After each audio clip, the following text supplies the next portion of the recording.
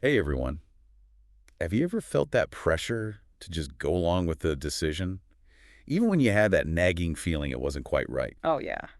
Today we're taking a deep dive into the power of independent strategic thinking and how it can help you make better choices even when it feels like everyone else is heading in a different direction. It's about having that confidence to trust your own judgment, even when it means going against the grain. Okay? That's what we're exploring today, inspired by the book Beyond the Herd, Independent Strategic Thinking. Okay. We're focusing on a section called Strategy 5, Avoid the Snare of Groupthink. It sounds like we're going to be challenging some conventional wisdom here. I know I've definitely fallen into that trap of Yeah. safety in numbers before. It's easy to just follow the crowd, but where does that get you? Well, think of independent strategic thinking as evaluating information for yourself, forming your own conclusions, and then having the courage to act on those conclusions. It's about stepping back from the herd mentality and forging your own path, even if it's unpopular. So like being the lone voice in the wilderness. Kind of like Winston Churchill during World War II, right? History remembers him as this incredible leader, but wasn't he initially ridiculed for opposing the appeasement of Hitler? Everyone else thought giving Hitler what he wanted would keep the peace. Exactly. Most of the British leadership was convinced that appeasement was the best course of action. Churchill, however, saw through Hitler's tactics and recognized the danger of giving in to his demands. He stood virtually alone, arguing passionately against appeasement, even when it meant facing scorn and isolation from his peers. Wow, that must have taken some serious guts. I can't imagine standing up to that kind of pressure. But ultimately, history proved him right. And that's the thing about independent thinking. Sometimes it means having the courage to stand firm in your convictions, even when everyone else doubts you. Churchill's independent thinking quite literally helped save Britain during World War II. His story really highlights the impact a single person can have when they dare to think differently. It makes you wonder, are there modern-day examples of this kind of bold thinking? Absolutely. Look at Elon Musk. When he started Tesla, everyone thought he was crazy for trying to build electric cars. I mean, back then, electric cars were seen as impractical and unreliable. I remember thinking electric cars were just glorified golf carts. Hmm. And then there's SpaceX, private space travel. Come on, that was pure science fiction, right? Exactly. Most people thought he was out of his mind. Yeah. But Musk didn't let the naysayers deter him. Instead of relying on traditional auto industry methods or government-led space programs, he completely reimagined the way things were done. He assembled teams of brilliant engineers, challenged conventional wisdom at every turn, and wasn't afraid to take risks. That's what set him apart. So he basically disrupted entire industries by thinking differently. Mhm. That's incredibly inspiring. But it also makes you wonder, what about the times when leaders don't embrace independent thinking? The book uses the Battle of Cannae as an example. Yeah. Yes, Cannae is a classic example of what can happen when you cling to outdated strategies. It's 216 BC, and you have the Roman army, known for their strength and discipline, going up against Hannibal and the Carthaginians. The Romans were so confident in their superior numbers and traditional battle tactics that they completely underestimated Hannibal's strategic brilliance. Didn't they walk right into a trap? Exactly. Hannibal anticipated their moves and used an unconventional encirclement strategy that completely decimated the Roman legions. The Romans were so focused on what had worked for them in the past that they failed to adapt to a new and dangerous enemy. It's a sobering reminder that past success doesn't guarantee future victory, especially when the world around you is changing. Speaking of failing to adapt, didn't the book also mention Kodak? That's got to be one of the biggest business blunders of all time, right? It's a cautionary tale for sure. Imagine this. An engineer at Kodak invents the digital camera in the 1970s. This groundbreaking technology had the potential to revolutionize photography. And Kodak basically buried it. Can you believe that? They were the kings of film. It seems unthinkable now, but they were so afraid of disrupting their incredibly profitable film business that they missed the digital revolution entirely. They prioritized protecting what they had instead of embracing a new and potentially game-changing technology. Other companies less afraid of change seized the opportunity, and well, we all know how that story ends. It's mind-blowing to think that a company that practically invented digital photography could be brought down by its own fear of change. So we've seen the power of independent thinking in Churchill and Musk and the danger of clinging to the old ways with Cannae and Kodak. But what does this all mean for us? We're not all leading armies or running tech companies. How do we apply these lessons to our everyday lives? That's a great question, and it's something we'll explore further in the next part of our deep dive. The key takeaway here is that independent strategic thinking isn't just for world leaders and CEOs. It's a valuable skill for anyone who wants to make better decisions and navigate a world that's constantly changing. Okay, that's a great cliffhanger. I'm definitely ready to dive deeper into those practical applications. All right, so we've seen how independent thinking can change the course of history, but how do we actually cultivate this skill? We're not all wartime prime ministers or visionary entrepreneurs. What does this look like in our everyday lives? That's the million-dollar question, isn't it? Yeah, It's easy to admire these larger-than-life figures, but what can we learn from them? What's fascinating is that independent thinking isn't just about making monumental decisions. It's about approaching every choice with a critical eye. It's about questioning assumptions, even the ones we don't realize we're making. I think back to Kodak, and I can't help but wonder, were there people within the company who saw the potential of digital photography? Did anyone try to raise a red flag? That's a great point. There's often this assumption that companies like Kodak were completely blindsided, but that's rarely the case. In fact, there were engineers and executives at Kodak who recognized the significance of digital technology. However, their voices were often drowned out by the overwhelming fear of disrupting the core film business. So it's not just about having the foresight to see the change coming. Yep. It's also about having the courage to speak up even when it's uncomfortable. I imagine it takes a certain level of confidence to challenge the status quo, especially within a large organization. Absolutely, and that's where the strategic part of independent thinking comes in. It's not just about having a different opinion. It's about being able to articulate your perspective, back it up with evidence, and persuade others to see your point of view. That makes sense. Mm. But it's also easy to say, be more confident, Yeah. right? How do we actually develop that kind of courage? Well, one of the most effective ways is to cultivate a habit of critical thinking. Start by questioning everything. Don't just accept information passively, especially in today's world of information overload. Ask yourself, who's saying this? What are their biases? What information might be missing? So it's about becoming more discerning about the information we consume. We can't just blindly trust everything we read or hear. Exactly. And it's also about seeking out diverse perspectives. Surround yourself with people who challenge your thinking, who see the world differently than you do. It's easy to get stuck in an echo chamber where everyone agrees, but that doesn't help you grow. That's a good point. It's like that old saying, if you're the smartest person in the room, you're in the wrong room. Mhm. We need to be around people who push us to think differently. But even then, even if we've got all these great ideas swirling around, how do we actually turn those thoughts into action? I think about someone like Jeff Bezos, who obviously had a very different vision for Amazon than what Wall Street analysts were pushing for. Bezos is a fantastic example of someone who wasn't afraid to go against the grain.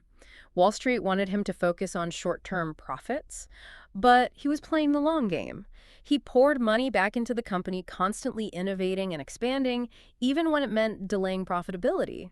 He had this unwavering belief in his vision, and he wasn't going to let short-sighted pressures deter him. And that long-term vision obviously paid off big time. But I imagine it wasn't easy to ignore those critics. How do you develop that kind of resilience? Part of it is about having a strong sense of purpose. Yeah. What are you trying to achieve? What impact do you want to make? When you have a clear vision, it's easier to stay focused and weather the storms. And remember, independent thinking doesn't mean you have to be right all the time. Oh, good point. It's okay to make mistakes, right? Absolutely. Mistakes are inevitable, and they can be valuable learning experiences. The key is to view failure not as a setback, but as an opportunity to learn and grow. That's a really important reminder.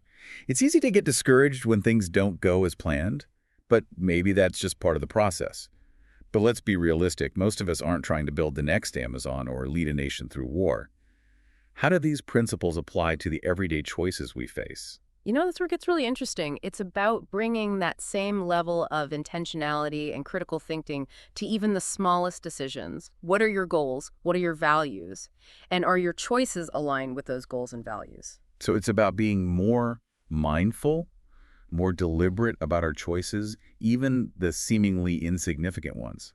I know I've often just gone with the flow, not really thinking about the long-term consequences or whether it's truly what I wanted. It's so easy to do, especially in a world that's constantly bombarding us with information and demands on our attention.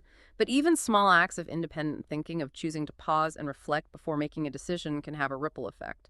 That makes a lot of sense. It's about taking ownership of our choices, big and small, and recognizing that each decision has the potential to shape our lives and the world around us. It's empowering to think that we have that kind of agency. It is empowering, isn't it? And it all starts with that willingness to think for yourself, to question assumptions, and to trust your own judgment. So we've talked about questioning everything, seeking diverse perspectives, having a strong sense of purpose, and even embracing failure as a learning opportunity. Are there any other key ingredients to cultivating this independent strategic thinking? I think one of the most important and often overlooked ingredients is curiosity. Be a lifelong learner. That sounds familiar. You mentioned that before, didn't you? I did, and it's worth repeating. Curiosity is the fuel that drives independent thinking. It's about being open to new ideas, constantly seeking knowledge and asking questions.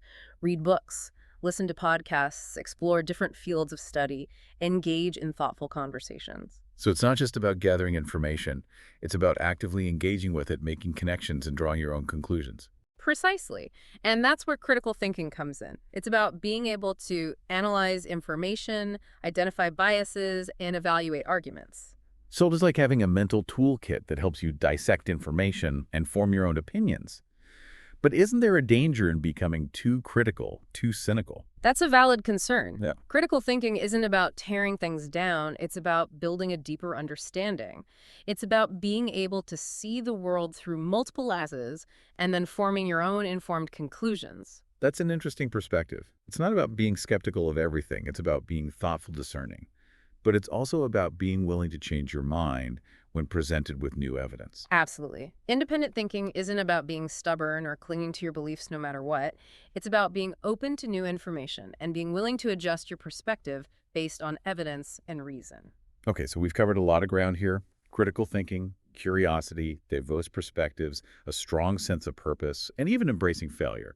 But something you said earlier really resonated with me. The idea that independent thinking is a responsibility. Yes, it's a responsibility to ourselves, to our communities, and to the future. We have a responsibility to use our minds, to think critically, and to make informed decisions.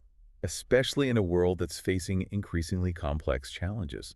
We can't just sit back and wait for others to solve the problems. Exactly. We need engaged citizens who are willing to think for themselves, to challenge the status quo, and to come up with innovative solutions. And that starts with each of us cultivating our own capacity for independent thinking. Wow, that's really powerful. You've given us a lot to think about.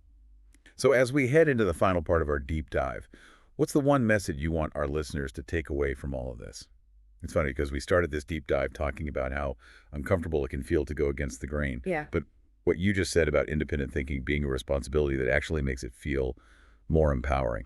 I love that you picked up on that because it really is empowering. When you embrace independent thinking, you're not just passively accepting the world as it is, you're actively shaping it. It's like we've been handed this incredible tool, this ability to think critically and challenge assumptions, and it's up to us to use it. It's almost like a superpower. I like the way you think. And just imagine the potential. If everyone tapped into that superpower, think about the world-changing ideas that are out there right now, just waiting for someone to champion them. That's what really excites me about all of this. Mm. What if the solutions to climate change, poverty, or any of the big problems we're facing are already out there locked away in someone's mind because they're afraid to share them or don't know how to make them a reality? It's mind-boggling, isn't it? That's why fostering a culture of independent thinking is so crucial. It's not just about individual success, it's about collective progress.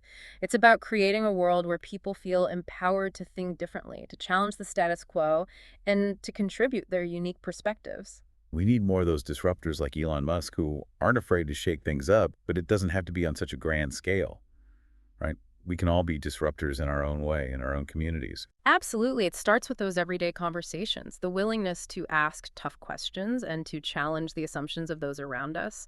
It's about encouraging critical thinking in our schools, our workplaces, and even within our own families. That reminds me of something you mentioned earlier about surrounding yourself with people who challenge your thinking.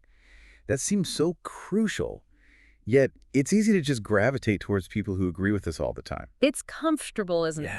But comfort rarely leads to growth. Seek out those dissenting voices, those people who see the world differently than you do. Embrace those moments of friction where your ideas are challenged and refined. That's where true innovation happens. That's such a good point. It's like those old-fashioned debate clubs where people would argue different sides of an issue. Maybe we need more of that in our lives. Thanks. So we've become so polarized so quick to dismiss those who disagree with us. But disagreement, when approached with respect and a genuine desire to understand, can be incredibly productive. So how do we create more of those spaces for productive disagreement? Those spaces where people feel safe to share their ideas, even if they're unpopular or unconventional. It starts with fostering a culture of curiosity and empathy. It's about listening with the intent to understand, not just to respond. It's about creating a space where people feel valued and respected, even if their views differ from our own. That's a beautiful thought because at the end of the day, independent thinking isn't about being right or wrong. It's about the process of seeking truth, of Yeah. constantly refining our understanding of the world and of contributing our unique perspectives to the collective conversation. Beautifully said. And who knows, maybe that one independent thought, that spark of inspiration that comes from embracing this mindset, could be the catalyst for something truly extraordinary. So to wrap things up, I think the message is clear. Independent strategic thinking is more than just a strategy. It's a way of life. It's about being engaged, curious, and courageous. It's about embracing our responsibility to think critically, to challenge assumptions, and to contribute our unique voices to the world. And remember, dear listener, the power to think differently, to shape your own destiny, and to make a positive impact on the world lies within each of us. That's some powerful food for thought. So keep questioning, keep exploring, and keep those independent thoughts flowing, deep divers. Until next time, stay curious.